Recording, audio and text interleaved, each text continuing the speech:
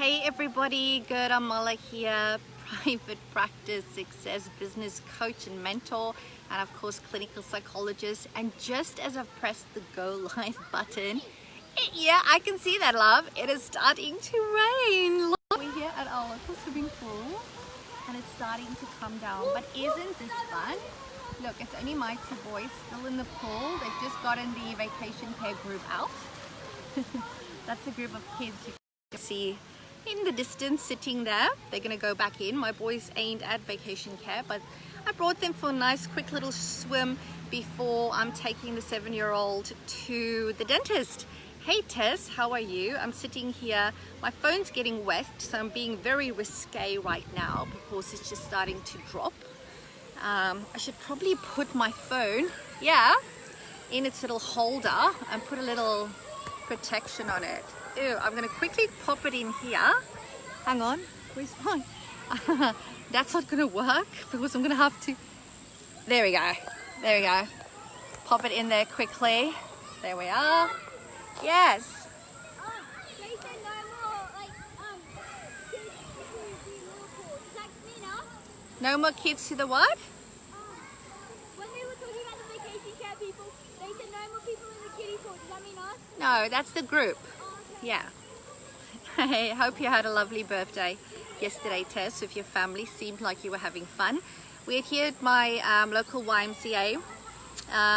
Killing time before I take Ethan in for a dentist appointment. And yeah, it's starting to drip, but it's lovely. In Queensland, and I'm sure anywhere else actually, you can swim when it's raining, right? It's actually most fun. And this is actually where I come to the gym in the mornings. I was here this morning. The gym is right over there, and normally when you're on the rower, on the bicycle or on the treadmill, you're actually looking through the windows onto the swimming pool, which normally is very alluring as you are sweating away and you're warm and hot and bothered. Tess says, thanks, I did. I'm sure you did. So as I was walking in here, I thought, I need to tell you guys about one of my fellow gym members. Okay, I see him here at least 3 times a week, at least. Hey Stacy, thanks for joining. So I see him here at least 3 times a week, and it's an elderly gentleman, right? I don't know if it is because it's the YMCA, but there's a lot of elderly people that come to the gym here, and they're a total inspiration for me, right? Because I look at them and I go, well, Gerda, if that person can be here, you've got no bloody excuse. You need to be here most mornings, right?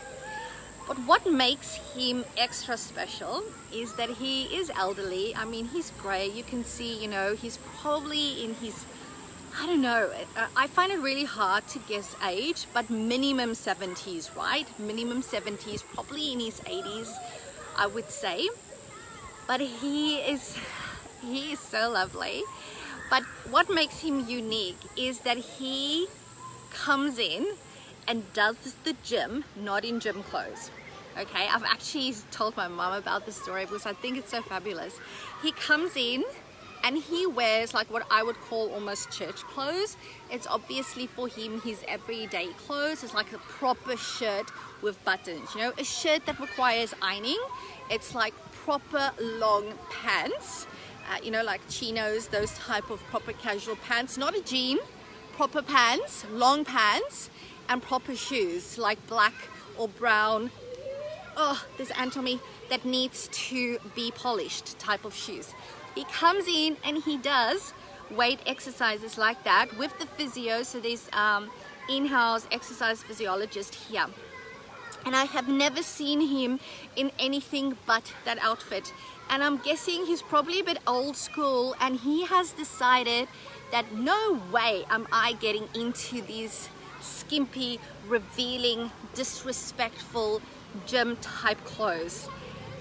And it's just so, the message that I get from that every time I see him is really, it's about owning who you are, not worrying about what other people think, right? He has decided that this is me. I will come. I will not let this stop me going to the gym. I will go to the gym. This won't stop me, but I will do it in my way. I will go there. Oh, I swear I must be on an ant nest here. My feet's being eaten. You know, he's saying, I will go to the gym, I will do what matters to me, that is get my daily exercise, be active so that I can live as long as possible and that I can be healthy living this life, right? But I will do it my bloody way. Okay? I'm gonna do it in the clothes that makes me feel good. And I don't care that I'm standing out like a potential sore finger. I don't care, because I am true to my values. And that to me is just gold. That is such integrity. Doing something that's different. I know, Tess, I know. You know, it's about being in integrity, knowing what your values are and sticking to it, irrespective, even though you're the only one doing it that way, even though you might be saying something that nobody else is saying in messaging, even though you might be wearing clothes that nobody else is wearing, right? So every time I see him, it just emboldens me in terms of owning who I am and owning my message, which is very often left of center from the traditional way, for example, of marketing, building and running a private practice. Yes, I have managed to get a lot of people on board with my way of doing it, but it's only because I was willing to be that sore finger, right? When I started talking about my 7 secrets to private practice success, talking about the importance and talking about the how-to and the mindset behind running a successful private practice, which you only get to have by running it like a business and not like an NGO and not like a charity, because let's face it, we don't get funding in private practice. We need to, every dollar we spend, we need to make before we can spend it. Every dollar we pay ourselves, we need to make before we can pay ourselves, right? There's no government funding. There's no organization that can make up when there's a loss, right? It comes all out of our back pocket as practice owners. In the start, that was really hard to be that sore finger, but you know, I stood firm because I so strongly aligned to doing things differently. And I really want to encourage you to think about this, right? To really think about where have you been holding yourself back because you've been scared of standing out. You've been scared about other people's judgments or comments, and you've allowed it to hold you back. Don't. If my friend here in the gym, who's probably in his late 70s, early 80s, can come to the gym 3 to 4 times a week in his Sunday clothes and own the shit out of that, you can do it too, okay? You can do it too. Take a leaf out of his book and say that I'm going to be true to my values, even though other people might not like it, even though other people might differ from it, and that's okay, right? Because we all have different values. That is what makes us so interesting, and it's about having that respect for other people and their values when it is different, okay? Because I believe I can't convince everybody to run their practice the way I do, but I'm happy to tell them why I do it. I'm happy to share what I do and the results that I get of it, but ultimately it's up to them whether they're going to follow it or not. They might follow some of it, but I always encourage people to put their own flavor into whatever they're doing, to do it their way, the way that fits for them, that aligns for them, and really to tune in and be honest with yourself. And I think being in the start of a new year, it's a really great way, or time I should say, to do just that, to really go what felt out of alignment for me in my practice, in my business during last year. What's the stuff that I did that I didn't really want to do? Yes, there's always going to be tasks in your business that you're not going to like, but is it something that you can delegate? You know, is it something that somebody else can do better than you by employing them so that you can focus on your genius zone? Maybe your whole practice felt out of alignment. Maybe you need to rebrand.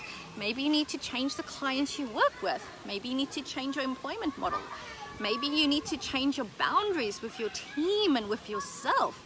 Maybe you need to do less clinical work or more clinical work. It doesn't matter what it is, right? But it's about really being honest with what it is that you want.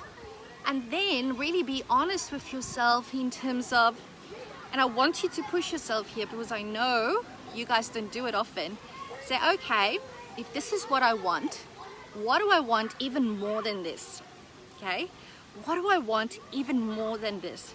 What is going to feel even better than this, so that you can really push yourself to that next level of growth as you enter 2019. So really think about that. I would be excited to hear from you and to hear what that is for you. You can do that right here by commenting below. You're welcome to email me at gerda@private-practice-success.com and share that with me.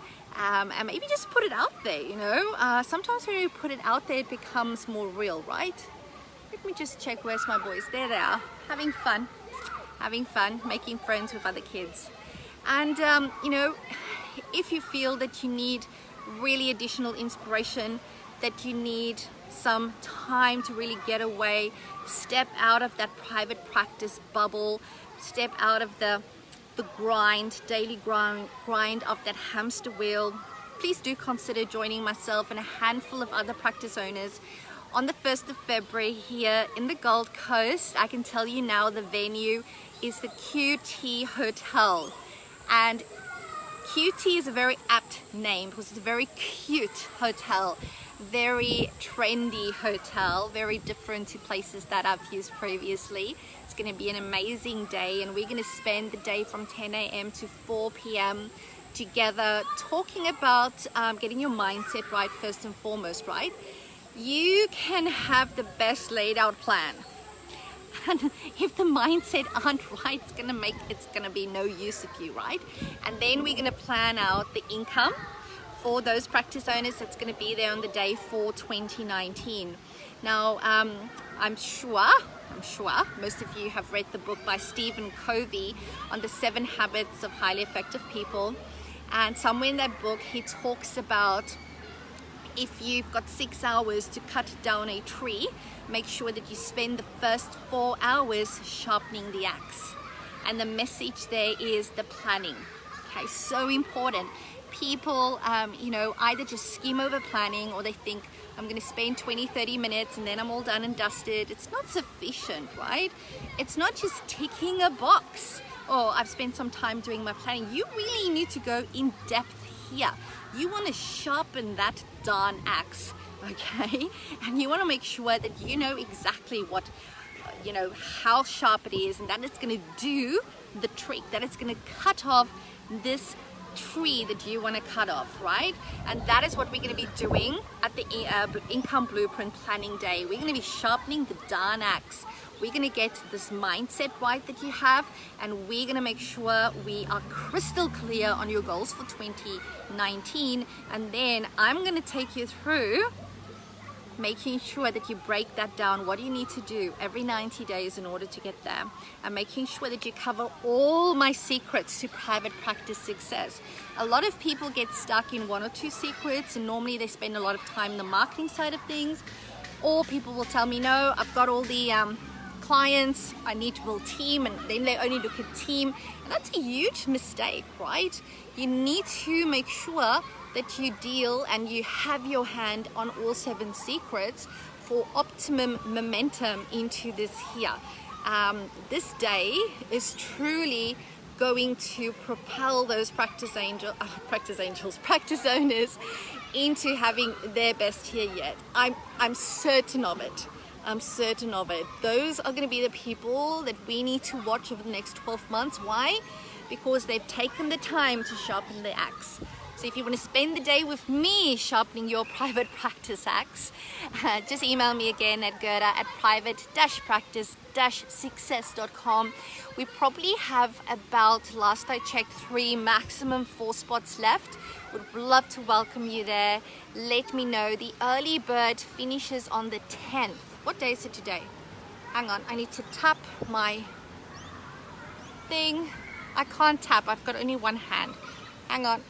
What's the date today? This is when you know you're on holidays. It's the 7th, right? When you don't know what date it is. The 7th, so 3 more days left to save $500 to attend this event, because that's when the early bird will expire. I look forward to seeing you, look forward to hearing from you, your comments on this video, and remember, as always, all you need to do is say yes to your very own ultimate level 5 private practice. I'll speak to you again soon. Bye for now.